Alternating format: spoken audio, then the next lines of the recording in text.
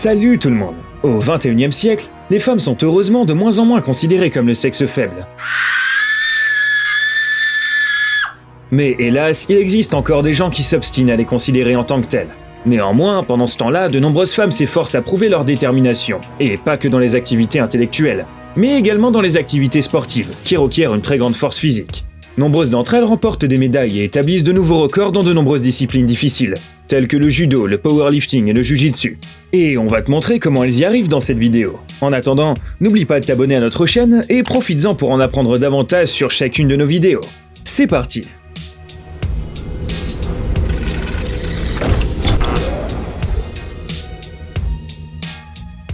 Stephanie Cohen-Aloro.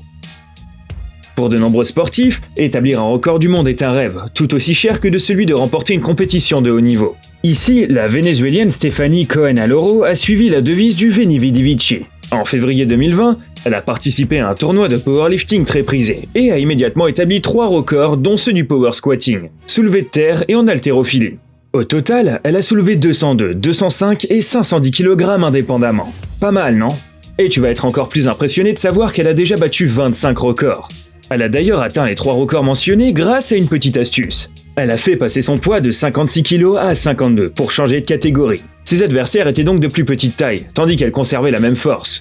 Vous pensez probablement qu'avec une telle masse musculaire, cette femme suit un régime alimentaire très strict. Mais pas du tout. Et oui, le régime de Stephanie se compose principalement de viande, de poulet, de steak, de riz et de légumes. Mais même en gardant son mode de vie sportif, elle trouve le moyen de boire une bière pendant le dîner. Et s'autorise fréquemment à consommer des sucreries comme du coca, de la glace ou même un McDo avant son heure d'entraînement. Han Da-jeong. Il y a quelques années encore, cette championne de Corée du Sud n'était pas connue hors de son pays natal. En 2018, elle a obtenu la première place au festival de la Fédération internationale de culturisme et fitness, et est rapidement devenue une véritable légende mondiale pour les amateurs de ce genre de sport. Aujourd'hui, la page Instagram de cette femme sportive compte plus de 110 000 abonnés, qui suivent de près son programme d'entraînement, ainsi que son emploi du temps et son régime alimentaire. Bien que tous ses posts soient en coréen, elle continue d'être suivie par un tas de fans à l'international. Les abonnés les plus curieux ont réussi à suivre son profil jusqu'aux premières publications, et ont remarqué qu'il y a 5 ans à peine, la sportive n'était qu'une jeune fille mince et sans la moindre masse musculaire. C'est pourquoi les incroyables résultats qu'elle a réussi à obtenir en si peu de temps suscitent aujourd'hui encore un énorme respect. Kyra Gracie. Avez-vous déjà entendu parler d'un art martial appelé le grappling? Il est aussi souvent vu comme une variante européenne du jujitsu japonais. La principale caractéristique de cette discipline est qu'elle interdit les coups, et qu'elle est fortement basée sur des techniques d'empoignement, ainsi que sur les techniques de soumission et de prise d'étranglement. Devant vous se trouve la triple championne du monde de cet art martial en provenance du Brésil. Le palmarès de Kyra Gracie ne s'arrête pas là. Elle paraît fragile, mais en réalité, l'absence de pectoraux visibles est loin de refléter la puissance cachée derrière ce corps d'athlète. Cette femme est en effet 5 fois championne du monde de jiu-jitsu brésilien. Et c'est sans compter les niveaux nationaux et régionaux où la brésilienne a remporté de nombreux titres dans chacune de ses compétitions. Quoi qu'il en soit, ce n'est pas très étonnant. Les amateurs de jiu-jitsu brésiliens ont sans doute compris qui se cache derrière le nom de famille de la célèbre sportive. En fait, les arrière-grands-pères de Kyra sont les fondateurs de cette discipline. Ce sont eux qui, au début du XXe siècle, ont reçu de précieuses leçons des maîtres Kodokan japonais, et les ont transformés en une discipline indépendante. Kathleen. Les plus fidèles fans de la WWE, la célèbre organisation de catch des États-Unis, et sa subdivision NXT, reconnaîtront certainement le nom de Kathleen, car c'est là qu'elle a obtenu son incroyable notoriété mondiale. Pendant 4 ans, cette femme appelée en réalité Céleste Beryl Bonin a fait gagner à la société d'énormes parts d'audience, et a pris d'assaut ses adversaires. Avant de devenir une star des combats télévisés, elle brillait sur les podiums des concours de culturisme. Malheureusement, la carrière de Kathleen s'est terminée brutalement en 2014, lorsqu'elle a annoncé qu'elle quittait la WWE pour se marier. Toutefois, la pause n'a pas duré très longtemps. Peu après le mariage, le couple s'est séparé et Kathleen a commencé à réapparaître dans des shows de catch populaires. L'année dernière, la star a participé à une promotion sud-africaine intitulée Slam Force Africa, qu'elle a immédiatement remportée.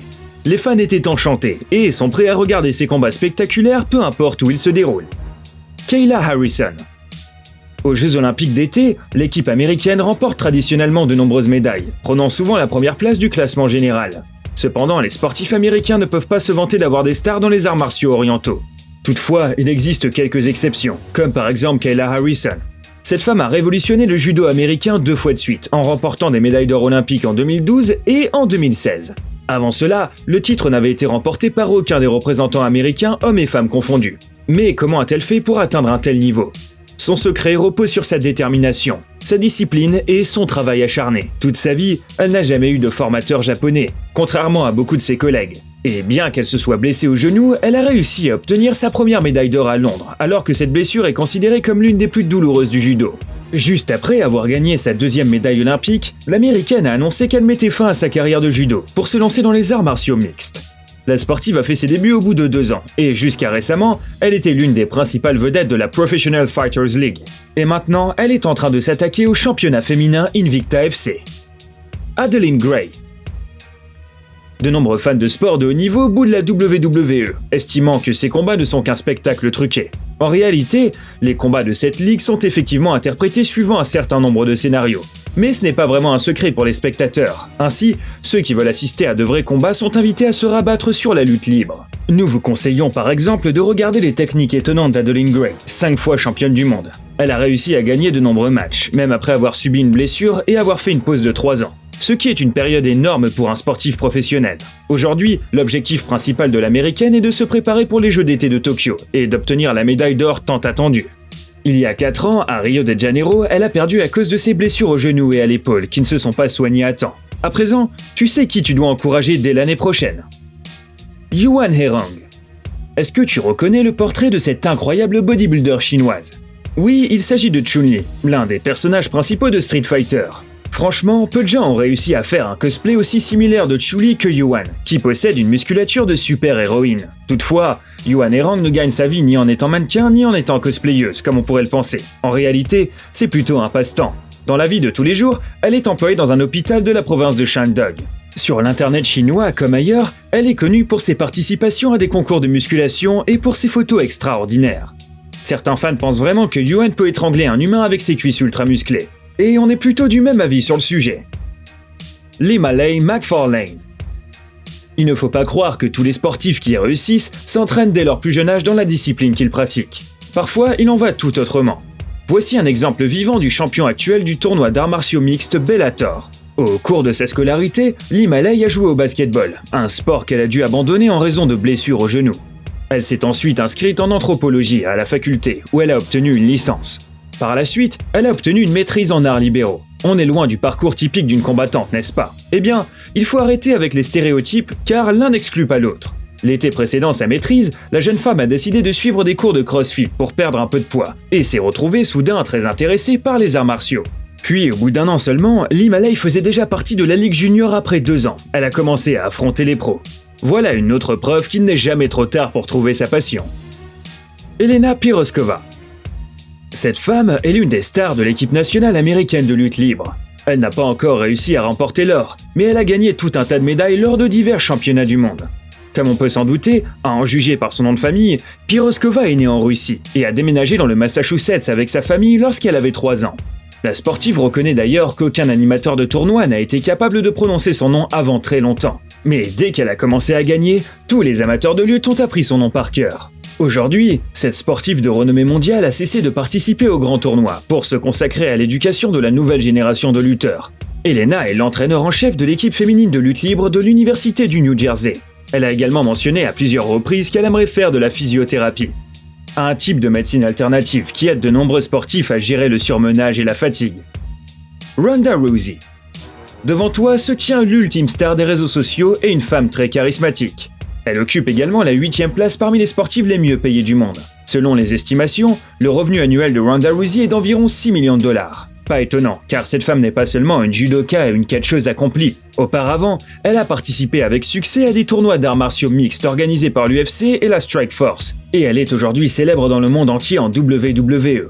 Par ailleurs, l'américaine a également réussi à montrer ses talents d'actrice jouant des personnages dans The Expendables 3, Fast and Furious 7, Entourage et 22 Miles. Un détail intéressant, presque tous ses adversaires ont été battus par son mouvement emblématique, le brassard. Il s'avère que ce n'est pas par hasard que le brassard apparaît dans son arsenal. La femme affirme que ce mouvement était utilisé sur elle par sa mère, une judoka pour la réveiller tous les matins avant les cours. Cependant, on ne se demande pas si cette histoire n'est pas légèrement embellie pour attirer l'attention des fans. Dis-nous ce que tu en penses dans les commentaires.